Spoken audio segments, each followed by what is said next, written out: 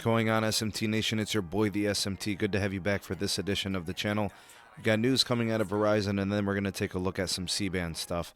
The auction is up and coming, and we now know more today than we did previously, so very happy to report on this as we move closer to this game-changing Spectrum auction. Super hyped and excited about it. It's really just a few weeks away, and man, I know it's real nerdy and real geeky, but you know, it's going to be a game changer. It's going to change wireless and 5G in the future, and it's going to be very impactful. So let's start first with the first story from Verizon. This one is a deal, a partnership with Pokemon Go. For some of you maybe out there, you probably play this, and it's an app that you use frequently and a game that you engage in. Now that Verizon has finalized this partnership with Pokemon Go, it's going to include tons of exclusive benefits, and it's going to provide a, quote, best user experience with Verizon Wireless. What's going to happen here is with the Pokemon Go enhanced experience, it's going to provide enhanced gameplay features via Verizon-sponsored Pokestops, sponsored gyms and gifts, exclusive digital experiences, including for trainers, especially the sponsored end of what Verizon is doing here. They're doing a special weekend event, which is going to be sponsored by Verizon. Requires a Verizon wireless mobile plan. You can sign up actually through the Verizon Up app. The event day is November 17th. You can secure tickets between now and then at any time. Verizon branding all over the place. When I was looking at this press release, it's really putting the Pokemon Go branding with the Verizon wireless branding. So if you are a Verizon customer, this is something you could take advantage of. If you are on the fence about switching to a carrier and you are thinking about maybe enhancing your Pokemon Go experience, this seems to fit the bill. Along with all the other things Verizon has going on, maybe it is a compelling switch for you. If it's something to take advantage of, let me know if you're interested in that down in the comment section below. I'd love to hear what you have to say.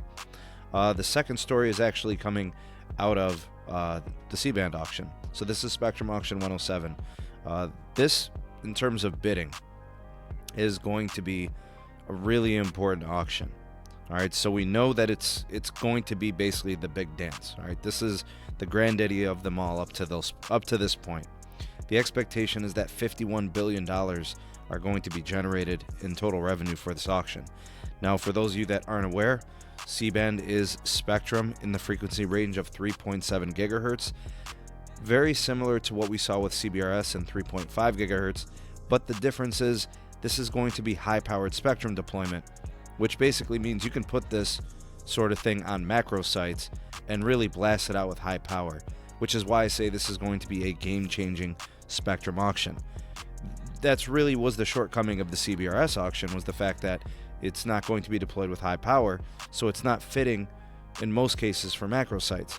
But carriers will deploy CBRS for macro sites. This will no doubt be deployed for macro sites as well. Not to say you can't do it from, you know, small cells and things like that, but being high power, that's going to be the best way to leverage the spectrum. Anyways, Verizon is expected to be the headhunter here. They're probably going to be the big winners. I think they're bringing the money bags to this auction very similarly to what they did with CBRS in select markets. Spectrum Auction 107 is going to be huge. I can't just de-emphasize it. No way. Verizon Wireless, AT&T, T-Mobile, Charter, Cox, Altice, Columbia Capital, Dish Network, Viasat, and US Cellular all on the list of bidders. Verizon, I think, is going to be the big winner here. I think AT&T, how big they go depends on how well they can fix their balance sheet right now. Tons of debt if they can figure that situation out. T-Mobile, I think they're going to be more of a bargain hunter in this one because of, you know, what they got in the 2.5 gigahertz with the Sprint deal. Their need for C-band is probably minimized. So not that they won't get any, I just don't think they'll get much. It'll be more strategic and more of a bargain hunting situation.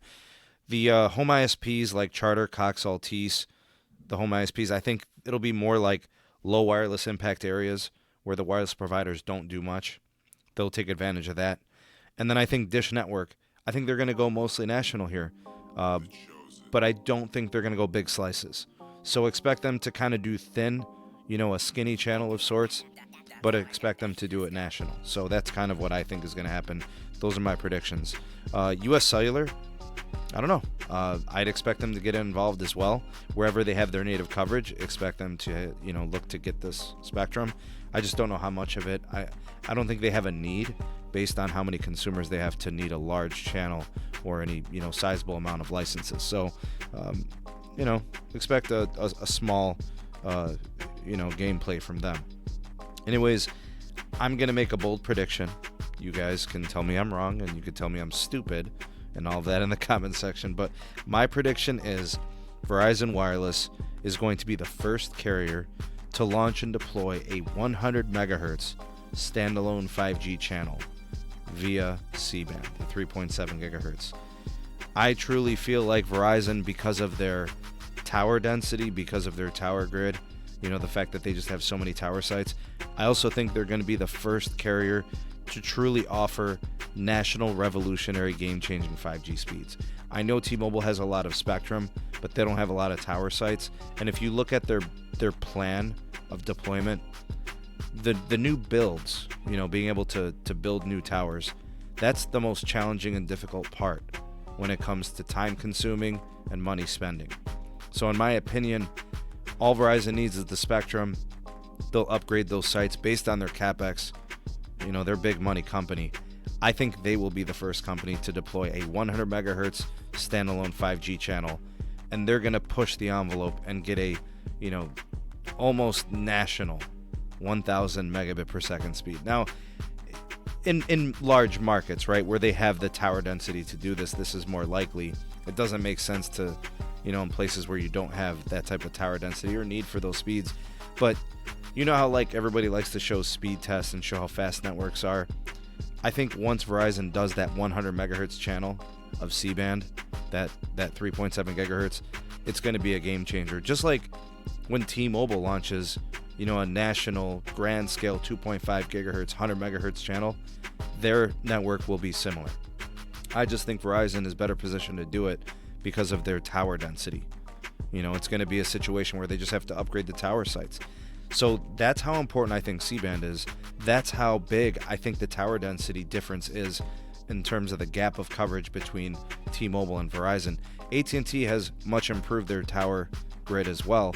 I don't know what they're going to do in C-band. I do think it's kind of up in the air, and it depends where their company is in terms of debt. So I'd like to hear from you, your thoughts and opinions on this. If you agree or if you disagree, you are more than welcome to do so. Your opinion is respected. I will read through all of them. I'd love to hear what you have to say.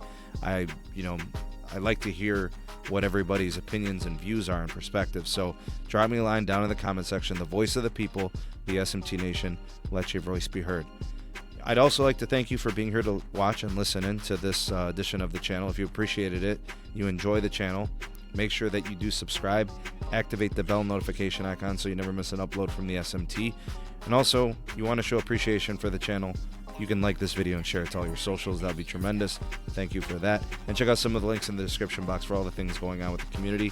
We have the Patreon page, we got the Twitter handle, all things going on with the podcast. They're all there. Check us out down in the description box there. Thank you again for tuning in. Hope you all have a great rest of the day. I am the SMT, and we will catch you on the next video. Peace.